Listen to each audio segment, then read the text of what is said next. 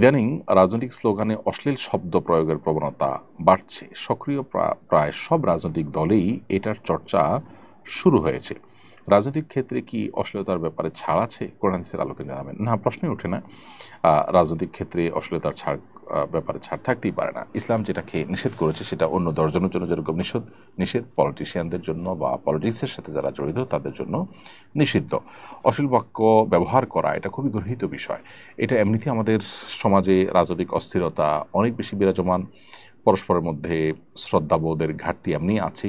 সেক্ষেত্রে এই কালচার যদি ডেভেলপ হয় তাহলে আমরা আরও বেশি ক্ষতিগ্রস্ত হব, আমাদের রাজনৈতিক কালচার আরও নষ্ট হবে।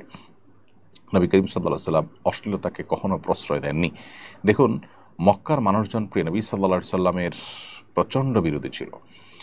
তাদের শত্রুতা এত চরমে পৌঁছেছে যে নবী সাল্লাল্লাহু সাল্লামকে তারা তাঁর আপন মাতৃভূমি থেকে বের হয়ে যেতে বাধ্য করেছে এবং নবী করিম সাল্লাল্লাহু সাল্লাম এবং তার সাথে যারা ঈমান এনেছে তাদের প্রতি নিষ্ঠুর বর্বর আচরণ করেছে, জুলুম করেছে, নির্যাতন করেছে।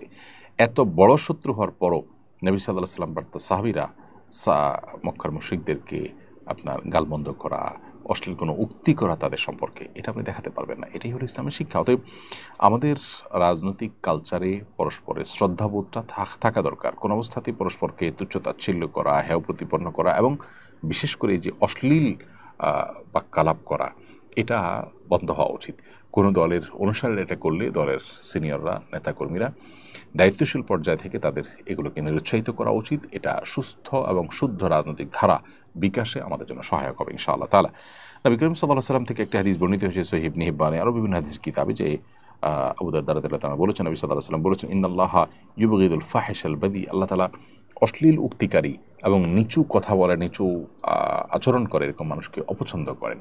আর নবী করিম সাল্লাল্লাহু আলাইহি ওয়াসাল্লাম তিনি তার সম্পর্কে হাদিসে বর্ণিত হয়েছে যে তিনি লাআন তাআন ফাহিশ ছিলেন না, অশ্লীল উক্তিকারী ছিলেন না, তিনি আপনার অভিসম্পাদকারী ছিলেন না। অতএব অশ্লীল উক্তি এটা অন্য দশজন মুসলমানের জন্য যেরকম হারাম, ঠিক একইভাবে রাজনৈতিক দলের নেতা কর্মী অনুসারী তাদের জন্য হারাম। বিধায় সোশ্যাল মিডিয়াতে একজন অন্যজনকে বাজে উক্তি করা বা একজন আরেকজনের প্রতি, ভিন্ন মতের মানুষের প্রতি অশ্লীল উক্তি করা, এগুলো খুবই গর্হিত কাজ। এরপরে